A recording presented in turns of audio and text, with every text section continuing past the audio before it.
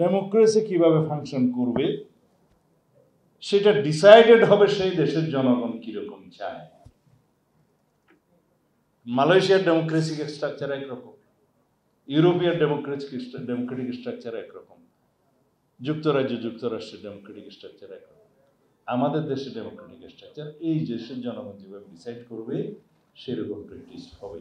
এখন আরপি অনুযায়ী নির্বাচন হবে, যারা জিজ্ঞেস করছে তাদের উদ্দেশ্যে বলতেছে।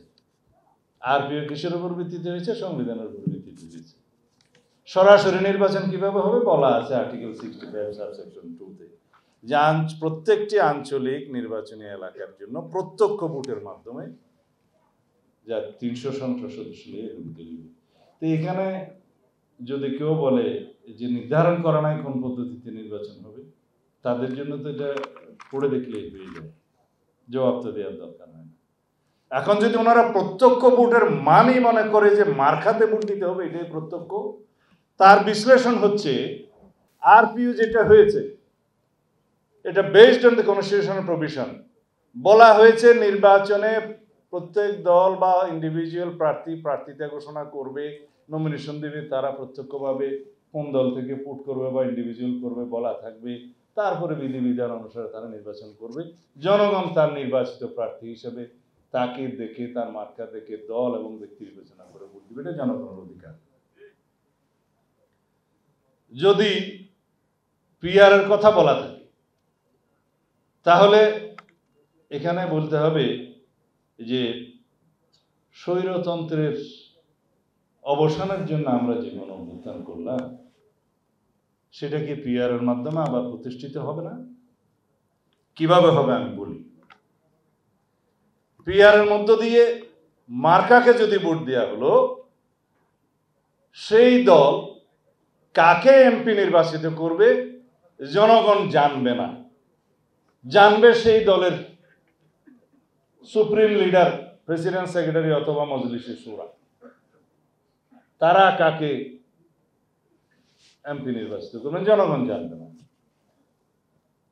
তাহলে স্বৈরতন্ত্রটা কে প্রতিষ্ঠিত করলো? পার্টির নেতা। এখানে একজন বক্তা বলেই গিয়েছে পিআর কে এমপি হবে সেটা যদি দলের প্রেসিডেন্ট সেক্রেটারি ঠিক করে, দলের স্ট্যান্ডিং কমিটি ঠিক করে, তাহলে তাদেরকেই নমনম করলে হলো, আর কাউকে তো বোঝার দরকার নাই, এমপি হয়ে যাবে। জনগণ কোথায় এখানে? আমরা সরাসরি নির্বাচনের জন্য সেই 1970 থেকে যুদ্ধ করছি, যে এক ব্যক্তি এক ভোট, পার হেড এক ভোট, যার মাধ্যমে বাংলাদেশ সৃষ্টি হলো। সেই ব্যবস্থাকে আমরা অস্বীকার করার জন্য আবার পিআর এর নামে স্বৈরতান্ত্রিক পদ্ধতি উদ্ভাবন করতেছি। এখানে দলীয় স্বৈরতন্ত্র প্রতিষ্ঠিত হবে এবং ব্যক্তি স্বৈরতন্ত্র আবার প্রতিষ্ঠিত হবে।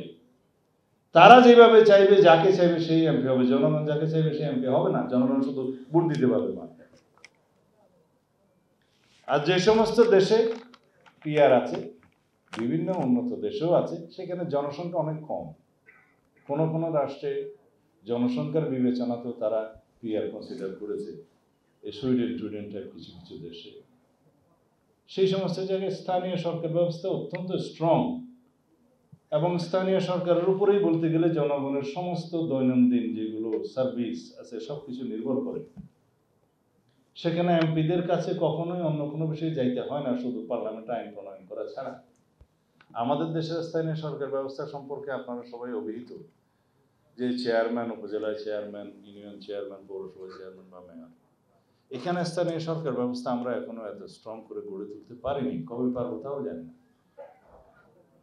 তো যেই দেশের আবহাওয়া অনুযায়ী জামা কাপড় পরতে হয়, যেই দেশের খাদ্যাভ্যাস অনুযায়ী খাদ্য খেতে হয়, যেই দেশের সমস্ত সামাজিক স্ট্রাকচার অনুসারে আমাদেরকে চলতে হয়, সেই দেশের সমস্ত কিছু বিবেচনায় তো আইনগুলো প্রণয়ন করতে হয়।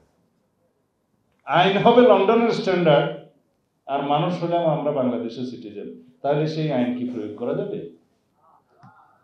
সিঙ্গাপুরে কেউ বাস স্ট্যান্ডে দাঁড়িয়ে সিগারেট স্মোক করে না, করলেও নির্ধারিত জায়গায় গিয়ে তার অবশিষ্টাংশটা ফেলে, কারণ তার সেই সিভিক সেন্সটা হয়েছে, কারণ সে জানে $50 ফাইন হবে।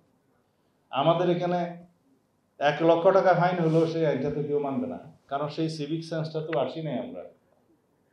তো সুতরাং এই যে সামাজিক অবস্থার বিবেচনায় ফান্ডামেন্টাল রাইটসের ডিসিশনগুলো দিতে হয়, সেটা আমি আমাদের কনস্টিটিউশনাল লর উপরে যিনি সবচেয়ে বড় বই লিখেছেন অ্যাটর্নি জেনারেল সাবেক মাহমুদুল ইসলাম বই থেকে বলছি যে আমাদের জুডিশিয়ারি চিন্তা করতে হবে প্রিফেসের ফার্স্ট প্রিফেসের একদম সেকেন্ড প্যারায় যে যখন ফান্ডামেন্টাল রাইটসের ইমপ্লিমেন্টেশনের বিষয়ে জাজমেন্ট হবে তখন যেন আমরা বাংলাদেশের সোশ্যাল এবং ইকোনমিক কন্ডিশনটাকে বিবেচনা করে সেই জাজমেন্ট দিই, সেই কনটেক্সটে দিই।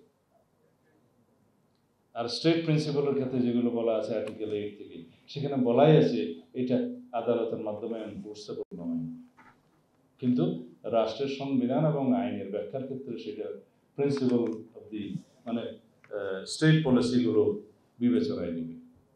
তো এগুলো সব আমাদের দেশের বিবেচনায় বলা হয়েছে।